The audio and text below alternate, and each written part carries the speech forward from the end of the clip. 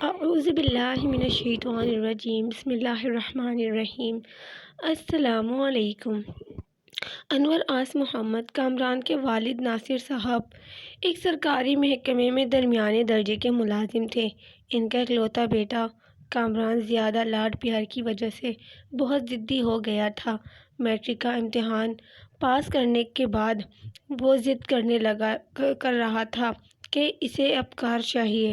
بیٹا ابھی تم چھوٹے ہو، جب بڑے ہو جاؤ گے تو کار لا دوں گا، ناصر صاحب نے اسے سمجھایا۔ کامران ضد کرنے لگا، ابو آپ کی نظر میں بچہ ہوں، ویسے میں کافی بڑا ہو گیا ہوں اور اب مجھے ایک کار چاہیے ورنہ میں کالج نہیں جاؤں گا۔ میرے بہت سے دوست اپنی گاڑی میں آتے ہیں، ناصر صاحب نے سمجھایا، لیکن ابھی تو تمہارا شناختی کارڈ بھی نہیں بنا ہے، اس لیے ڈرائیوری لائسنس بھی نہیں بن سکتا۔ امی نے کہا، تمہارے دوست تو ڈرائیوروں کے ساتھ آتے ہیں، دیکھا ہے میں نے۔ اوفو امی، آپ کو کون سا کالج دور ہے جو ٹریفک پولیس پکڑے گی؟ ویسے بھی کار والوں کی اتنی عزت ہوتی ہے کہ انہیں کوئی نہیں روکتا، کامران نے اونچی آواز سے کہا۔ بیٹا، دولت سے جو عزت ملتی ہے وہ جھوٹی ہوتی ہے، اصل عزت حسن اخلاق، دوسروں کی خدمت اور تعلیم کی وجہ سے ملتی ہے، ناصر صاحب نے دھیمے لہجے میں سمجھایا۔ لیکن بہت سمجھانے کے بعد بھی کامران نہیں مانا۔ امی اور ابو دونوں خاموش ہو گئے۔ کامران اپنے کمرے میں چلا گیا۔ بس پھر کیا تھا، اس نے کھانا پینا چھوڑ کر اپنے والدین کو پریشان کرنا شروع کر دیا تھا۔ کالج بھی نہیں جا رہا تھا، اس کو بس ایک ہی دھن سوار تھی کہ کار خرید لے۔ آخر مجبور ہو کر ناصر صاحب نے ایک چھوٹی سی پرانے ماڈل کی کار لے لی، لیکن طے یہ پایا کہ کامران خود کار نہیں چلائے گا، بلکہ ناصر صاحب اس کو کالج چھوڑتے ہوئے اپنے دفتر جایا کریں گے اور واپسی وہ اپنے کسی دوست کے ساتھ آ جایا کرے گا، کیونکہ دفتر دور ہونے کی وجہ سے ناصر صاحب اسے دوپہر میں گھر نہیں پہنچا سکتے تھے۔ کامران تو خوشی سے پاگل ہوا جا رہا تھا۔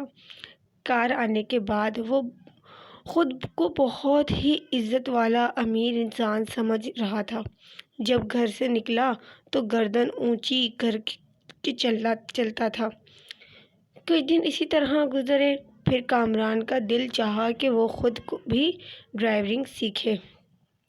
ابو مجھے بھی ڈرائیونگ سیکھنی ہے، ایک دن کامران نے خواہش کا اظہار کیا۔ ناصر صاحب نے کہا، ٹھیک ہے میں تم کو ڈرائیونگ سکھا دوں گا، لیکن تم گاڑی اس وقت چلاؤ گے جب تمہارا شناختی کارڈ اور لائسنس بن جائے گا۔ جی ٹھیک ہے، کامران نے مسکراتے ہوئے حامی بھر لی۔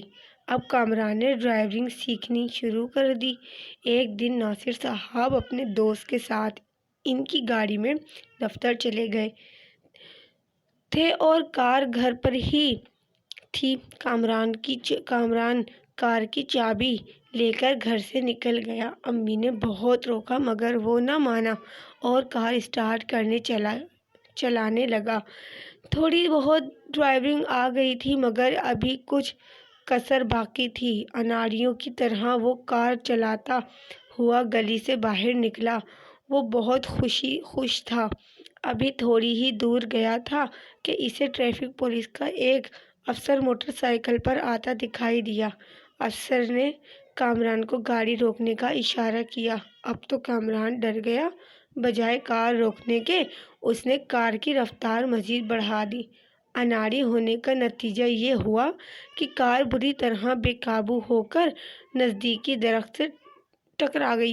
کار آگے سے پچک گئی۔ کامران کا سر اسٹیئرنگ سے ٹکرایا اور خون بہہ نکلا۔ اتنی دیر میں پولیس افسر بھی وہاں پہنچ گیا۔ اس نے ڈانٹ کر کامران کو کار سے باہر نکالا۔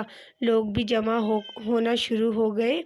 گاڑی کے کاغذات اور اپنا لائسنس دکھاؤ، پولیس افسر نے کہا۔ آپ مجھ سے کس طرح بات کر رہے ہیں؟ میں کار کا مالک ہوں، کوئی گیا گزرا غریب نہیں۔ کامران نے رومال سے خون صاف کرتے ہوئے کہا۔ ہم سے بدتمیزی؟ ابھی نکالتا ہوں۔ تمہاری اکڑ پرانی کار چلانے والا خود کو امیر سمجھتا ہے، قانون بھی توڑتا ہے اور بدتمیزی بھی کرتا ہے۔ پولیس افسر طیش میں آ گیا۔ افسر کی بات سن کر لوگ ہنس پڑے۔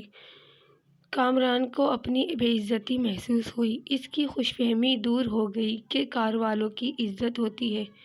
شرمندگی سے اس کا سر جھک گیا۔ ارے بہت بدتمیز لڑکا ہے، لوگوں میں سے کسی نے کہا۔ خود کو پتہ نہیں کیا سمجھ رہا ہے۔ دوسری آواز آئی، اگر کسی کو ٹھوکر مار دیتا تو کیا ہوتا؟ وہ اچھا ہوا کہ درخت سے ہی ٹکرایا۔ غرض جتنے منہ اتنی باتیں۔ کسی کو بھی اس بات کی پرواہ نہیں تھی کہ اس کے سر سے خون بہہ رہا ہے۔ کامران کو اپنی امی ابو یاد آ گئے، جو اس کی معمولی سی چوٹ سے بھی پریشان ہو جاتے تھے۔